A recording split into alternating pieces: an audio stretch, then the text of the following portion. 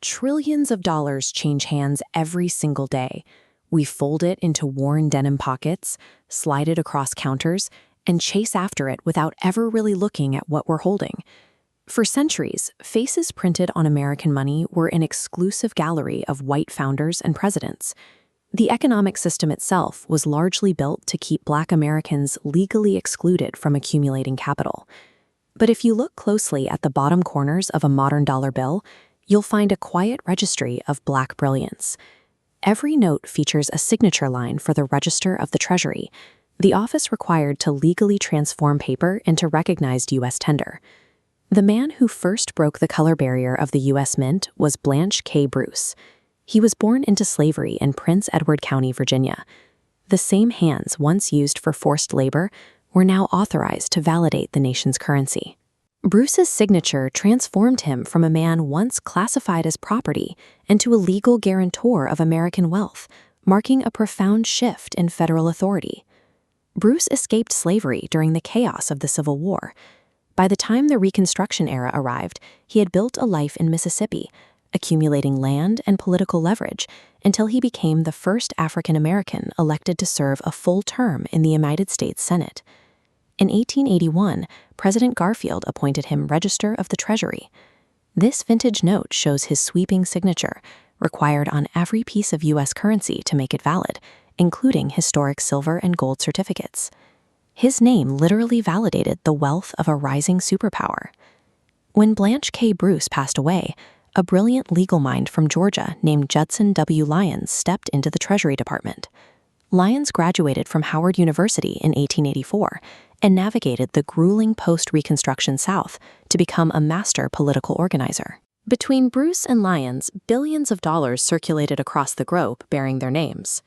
The machinery managing United States currency was now anchored by hands that, decades earlier, had been legally forbidden to hold a pen.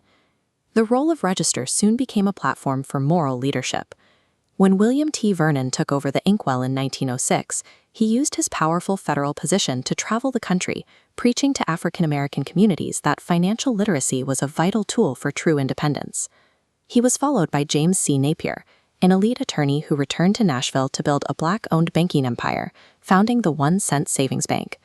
Recognizing his immense financial expertise, President William Howard Taft called upon Napier to validate the nation's wealth from 1911 to 1913. But Napier's tenure ended on a point of strict principle. When the incoming administration of Woodrow Wilson introduced harsh segregation policies within federal offices, Napier resigned. He refused to let his signature validate a government that actively sought to diminish his people. For these early leaders, their federal authority was entirely conditional upon human dignity. For decades after Napier's departure, U.S. currency remained devoid of Black signatures. Then came Azie Morton. Her childhood in segregated Texas was defined by the relentless heat of the cotton fields, where she worked alongside her family. She relied entirely on her intellect to pull herself out of poverty, securing a degree and navigating intense racial discrimination until she finally reached Washington, D.C. In 1977, President Jimmy Carter appointed her Treasurer of the United States. To this day, she remains the first and only African American woman to have her signature printed on U.S. currency. Every dollar bill printed during the late 1970s bore her name. The exact same hands that picked cotton under a blistering Texas sun were now legally signing off on the money of the entire nation. While signatures on paper currency established bureaucratic authority, the U.S. Mint was preparing a different kind of validation, immortalizing Black history in solid silver and gold. In 1946, the educator and founder of the Tuskegee Institute, Booker T. Washington, became the first African American depicted on a U.S. coin. A few years later, the Mint paired him with agricultural visionary Dr. George Washington Carver, cementing the value of Black scientific intellect in American history.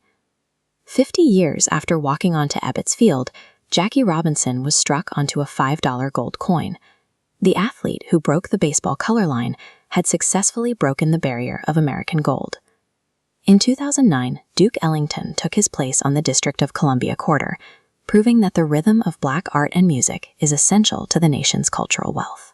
And in the modern era, Maya Angelou, the poet whose words helped a nation heal, became the first Black woman featured on a circulating quarter. These faces are a direct declaration from the federal government. They prove that Black excellence and history are officially deemed worth their weight in the state's most permanent medium. These signatures and minted profiles provide a physical record of the shifting boundaries of American power. They are undeniable physical receipts of ownership in the American project.